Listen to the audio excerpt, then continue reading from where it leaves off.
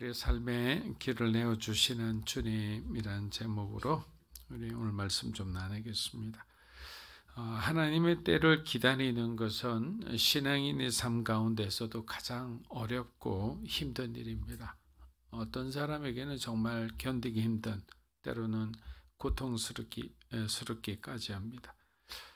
하지만 기다림의 시간은 우리 내면 속에 감추어진 이 죄성들, 그 다음에 나쁜 성품과 어떤 부실한 우리의 믿음이 모두 다 드러나는 시간이기도 합니다. 우리들 역시 하나님의 말씀이 가려질 때, 기도가 메말라갈 때, 하나님을 향한 우리의 고정된 시선이 흔들릴 때, 다윗처럼 한탄하듯 원망하듯 그렇게 하나님께 기도드릴 때가 있습니다.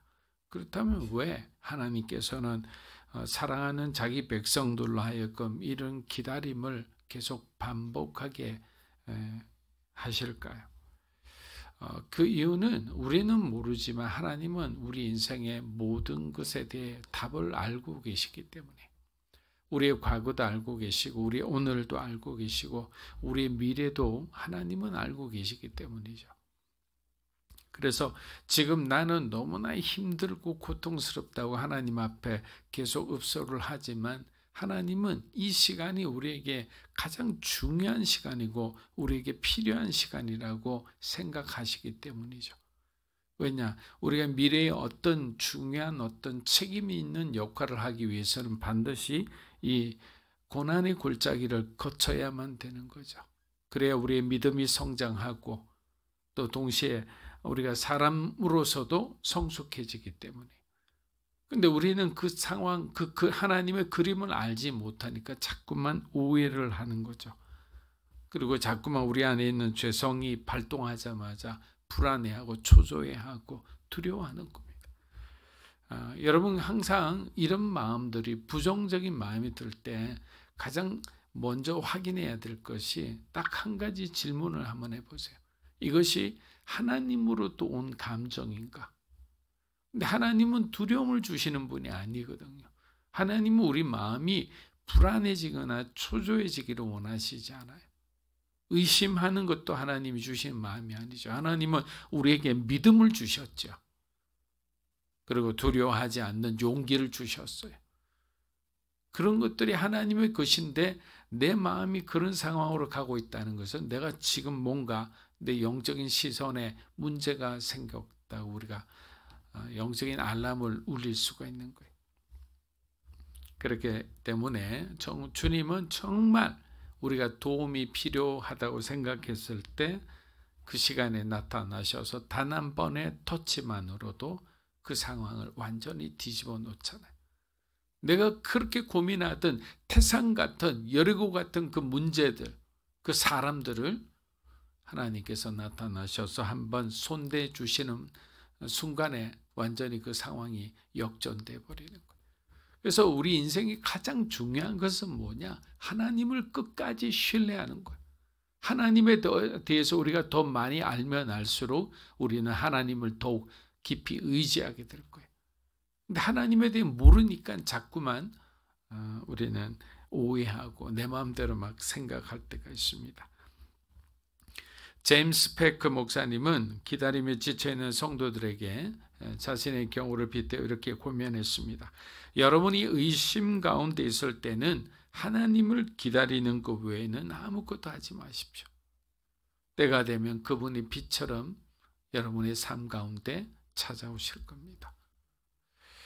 마가복음 1장 우리 35에서 37절 다시 한번 읽어보겠습니다. 매우 이른 새벽 아직 어둑어둑할 때 예수께서 일어나 외딴 곳으로 가셔서 기도하셨습니다. 시몬과 그 일행들이 예수를 찾아 나셨습니다. 그들이 마침내 예수를 만나자 소리쳐 말했습니다. 모든 사람들이 선생님을 찾고 있습니다. 자, 예수님은 베드로의 장모가 열병에서 나음을 잊게 해주셨습니다. 그리고 가버나움에 있는 많은 불치병 환자들을 기적적으로 치유하셨어요. 그 순간 의심 가운데 있던 그 가버나움 사람들이 예수님에 대해서 열광하기 시작합니다. 마을 사람들은 다음날 아침 예수님이 머물고 계신 베드로의 집에 앞에까지 찾아와서 예수님의 가르침을 받기 원했습니다. 이런 마을 사람들의 반응에 베드로는 막 흥분합니다. 예수님, 저 교만한 가버나움 사람들이 예수님을 찾아왔지 않습니까? 이거는 기적입니다. 이 놀라운 사건인데 예수님 어서 나가서 그들을 좀 맞이해서 그들에게 주님의 정말 놀라운 그 가르침을 주시면 어떻겠습니까? 여러분, 가버나움 사람들은 갈릴리 호수를 주변으로 어업을 하는 사람인데 베세다에 사는 베드로와는 전혀 다른 어떤 신분을 가지고 있었죠. 왜냐하면 그곳에 로마군 주둔지가 있었기 때문에 우리도 과거 미군 부대 옆에서 막 이렇게 왔다 갔다 장사를 하면서 굉장히 부를 얻는 그런 사람들이 있었듯이 당시에 그런 사람들이었어요. 하지만 예수님은 가버나움 사람의 마음속을 이미 꿰뚫어 보고 계셨어요. 그들은 예수님이 일으키시는 기적을 체험한 뒤 예수님이 다른 랍비들과는 뭔가는 다른 분이다, 특별한 사람이라는 것을 알게 되었습니다. 그러나 중요한 것은 이 군중들은 예수님을 사랑해서 온 것이 아니에요. 자기들의 뭔가 필요가 있기 때문에 온 거예요. 예수님은 다른 말로 하면 이 필요가 없어지면 그들은 나를 죽이리라, 나를 버리리라는 거예요. 그것을 너무나 잘 알고 있었던 거예요. 그래서 필요에 의해서, 서로의 필요에 의해서 만나는 사람들은 그 필요의 조건이 성립이 되지 않을 때는 서로 헤어지게 됩니다. 서로가 먼저 배신을 할 수도 있는 거예요. 세상이 바로 그렇잖아요. 그들의 열광은 단지 예수님을 이용하기 위한 연극에 불과했던 겁니다. 마가복음 1장 38에서 39절입니다. 예수께서 대답하셨습니다. 가까운 이웃마 말씀을 전파하도록 하자. 그리하여 예수께서는 갈릴리에 두루 다니시며 여러 회당에서 가르치시고 귀신들을 쫓아내셨습니다. 자, 가버나움 사람들이 예수님을 향해 열광적으로 다가오고 그 기세에 눌린 제자들이 막 동요하기 시작하자 예수님께서는 단호하게 예수님 자신의 생각을 말씀하셨습니다. 뭐라고 하셨습니까? 갈릴리로 가자. 약간 당황스럽잖아요. 가버나움 사람들이 몰려와 있는데 가버나움 사람들에 대해서는 아무런 언급도 하지 않고 다른 곳으로 가자라는 거예요. 여러분, 여기에는 중요한 의미가 있는데 무슨 의미냐? 모든 사역은 내가 결정하고 내가 진행한다라는 거예요. 예수님께서는 제자들의 어떤 말, 제자들이 막 그냥 부추기는 말에 흔들리시는 분이 아니에요. 크리스찬은요, 주변의 환경에 흔들려서는 안 되는 사람들이에요. 하나님을 믿는 사람이라면 자신이 기도하고 부르심 받은 바 그 믿음대로 나아가는 사람들이지, 누가 이렇게 해서 그래? 그럼 그거 한번 해볼까? 저거 한번 해볼까? 그때마다 귀가 얇아서 흔들리는 사람은 참된 그리스도인의 모습은 아니다. 주님은 사역의 주도권을 주장하는 동시에 내가 왜 이 사역을 하는지에 대해서 제자들에게 다시 한번 상기시켜 줍니다. 주변의 환경과 사람이 흔들리지 말라라는 거예요. 마가복음 1장 40절 한번 읽어보겠습니다. 어떤 나병 환자가 예수께 다가가 무릎을 꿇고 예문했습니다. 선생님께서 원하시기만 하면 저를 깨끗하게. 여러분, 무릎을 꿇는다, 엎드린다, 이 절한다라는 의미는 무엇을 의미합니까? 자기를 낮추는 거잖아요. 이 문제에 대해서 하나님께 항복을 선언하는 거예요.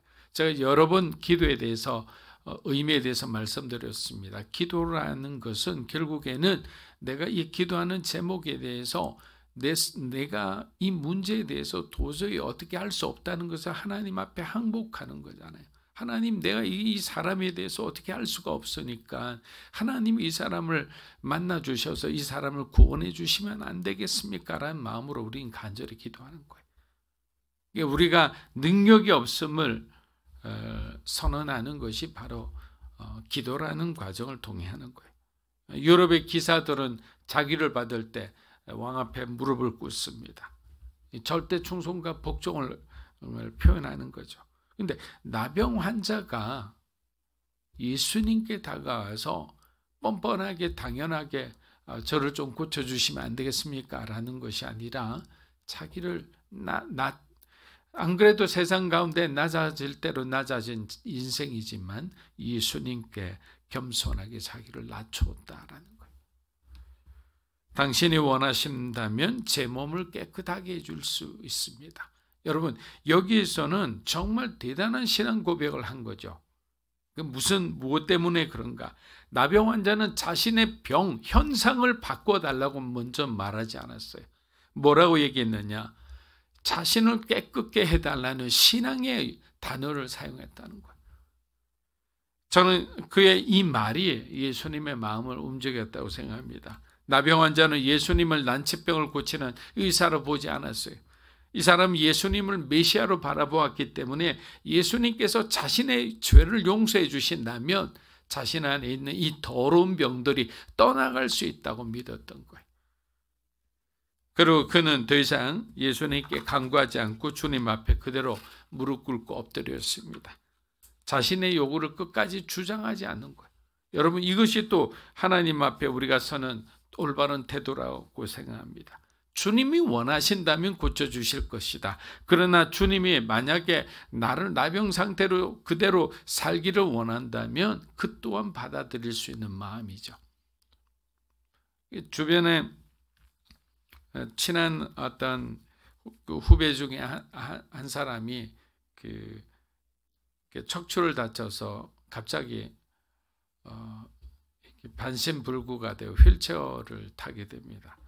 그런데 그 휠체어를 타는데 얼마나 절망적이겠어요.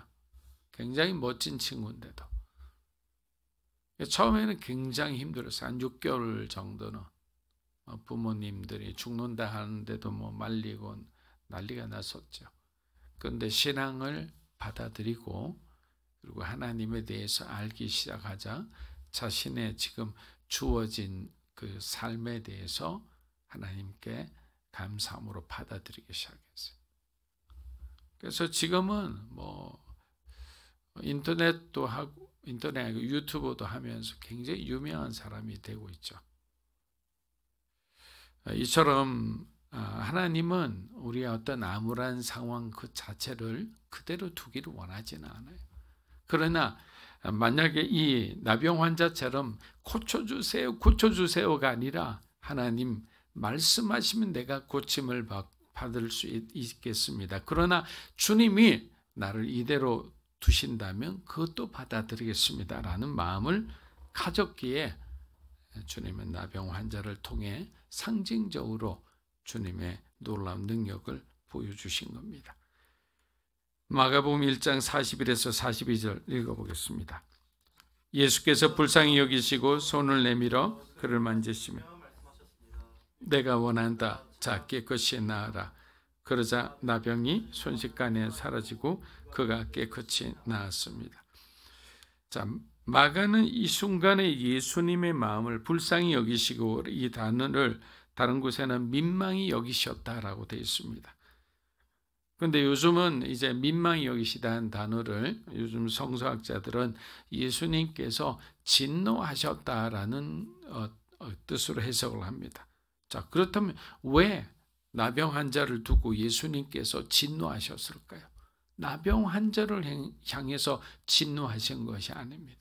지금 예수님은 어려움에 처한 자들을 정죄하고 그들을 격리시켰던 당시 사회 지도자들, 이 종교 지도자들을 향해 분노하고 계신 거예요. 동시에 그러한 상황을 못 본 채 하며 자기 형제를 차별하고 따돌렸던 유대인들을 향한 예수님의 거룩한 분노였던 거예요. 그럼 마가복음에만 유일하게 나오는 예수님께서 민망히 여기셨다라는 뜻은 무엇일까요? 원어의 의미는 이렇습니다. 내장이 찢어질 듯한 고통스럽고 안타까운 마음. 그 나병 환자 낫기를 바라면서 자신에게 부복하며 나온 그 나병 환자를 바라보며 예수님의 마음은 내장이 찢어질 듯한 고통스럽고 안타까운 마음이었다. 그게 바로 그리스도인들이 세상을 향해서 구원받지 못한 사람들을 향해서 지금도 어디선가 방황하고 있는 하나님의 백성들을 향해 바라보아야 할 마음이라고 생각합니다. 그런 안타까운 마음, 영혼을 사랑하는 마음이 있다면 우리는 언제든지 하나님 나라를 전할 수 있는 그런 전도자의 삶을 살 수가 있는 거예요. 그런데 이런 안타까움, 긍휼한 마음, 주님의 마음을 우리가 가지지 못하면 아무리 우리가 하나님 나라와 하나님의 주님의 기준에 따라 살기를 원하지만 그렇게 살 수가 없는 거예요. 사랑하는 여러분, 절망 가운데 버려진 사람에게 주님을 바라볼 때 새로운 소망이 생겼듯이 2024년 한 해는 여러분에게 하나님을 바라봄으로 하나님 주시는 소망으로 충만한 한 해가 되시기를 주의 이름으로 축복합니다.